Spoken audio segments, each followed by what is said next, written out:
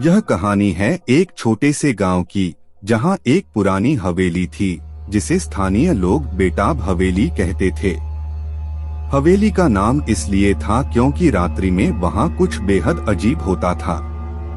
गांव वाले कहते थे कि वहां कुछ भूतों की आत्माएं रात्रि में घूमती रहती हैं। एक रात गांव का एक युवक विक्रम और उसके दोस्त नीला और सीता ने नाकरात्रि में हवेली में प्रवेश करने का निर्णय लिया।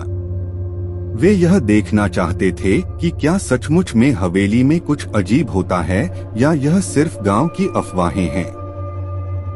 हवेली का दरवाजा धीरे धीरे खुलता हुआ वे अंदर घुसे। धुंधली चांदनी और बहुत ही अजीब सी शांति थी वहां। वे खुद को हवेली के प्राचीन समय की कहानियों में खो गए। हवेली में एक अलग ही माहौल था, जिसमें सुनसानी, पुराने दीवारें और अजीब सी छायाएं शामिल थीं। विक्रम ने अपने दोस्तों से कहा, यह सचमुच बहुत खास है, इसमें कुछ अजीब बात है। नीला ने हवेली के भित्ति में एक पुरानी पुस्तक को देखा और उसे खोला।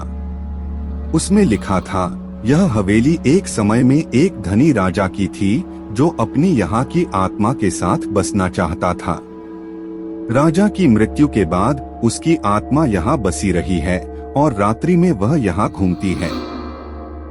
विक्रम ने मुस्कुराते हुए कहा, यह तो बहुत ही रोचक है, कुछ अलग होता है इस हवेली में। वे तीनों ने हवेली के कमरों का अन्वेषण करना शुरू किया और अचानक एक कमरे में एक अद्भुत चमकती चांदनी को देखा।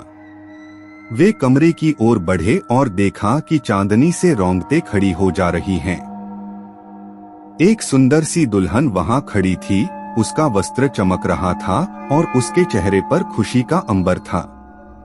विक्रम, सीता और नीला अचंभित रह गए। दुल्हन ने उनसे कहा, तुम यहाँ कैसे आए हो? मेरा इंतजार था। विक्रम ने आत्मा से कहा, हम तुम्हें पहचानते नहीं, हम गांव के युवक हैं। हमें यहाँ तुम्हारे साथ कुछ अजीब नहीं दिखा। दुल्हन ने मुस्कुराते हुए कहा, मैं एक समय में एक रानी थी, इस हवेली की मालकिन। मेरा पति बहुत ही धनी राजा था, लेकिन एक दिन हमें एक बुरा आदमी ने बर्बाद कर दिया। हमारी मौत के बाद मेरी आत्मा यहाँ फंसी रही है। उसने विक्रम को एक पुरानी कहानी सुनाई, जिसमें एक बुरा आदमी ने उसके पति को हत्या कर दी थी और उसकी आत्मा को हवेली में बंद कर दिया था। विक्रम ने उससे कहा, हम तुम्हें शांति कैसे प्रदान कर सकते हैं? दुल्हन ने कहा, तुम्हें एक विशेष रत्न को हवेली के बाहर ले जाना होगा, जो मेरे पति ने चाहा था। यह रत्न मेरे पति की आत्मा को शांति प्रदान करेगा। तीनों युवक बहुत ही धन्यवादी होकर हवेली से बाहर निकले। उन्होंने गांव वालों को बताया और सभी ने मिलकर रत्न को हवेली में लेने का निर्णय लिया। दुल्हन ने उन्हें धन्यवाद दिया और कहा, तुम्हारी मदद के लिए मैं आभारी हूँ, अब मुझे शांति मिलेगी।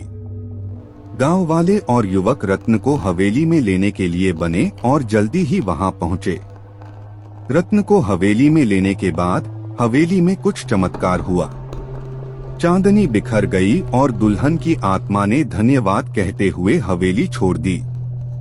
गांव वाले विक्रम, सीता और नीला ने रात्रि का खास आंगन मनाया और बातें की, जिसमें वे यह तकमीली जीवन की यात्रा पर जाने वाले अजीब और रोचक घटनाओं का हिस्सा थे। बेटाब हवेली अब एक नए रूप में चमक रही थी और गांव वाले उसे एक नई उच्चता से देख रहे थे। इस कहानी ने यह सिखाया कि कभी कभी अजीब और रहस्यमयी चीजें हमें नए दर्शन और अनुभव प्रदान कर सकती हैं और हमें उन्हें समझने की कोशिश करनी चाहिए बिना डरे।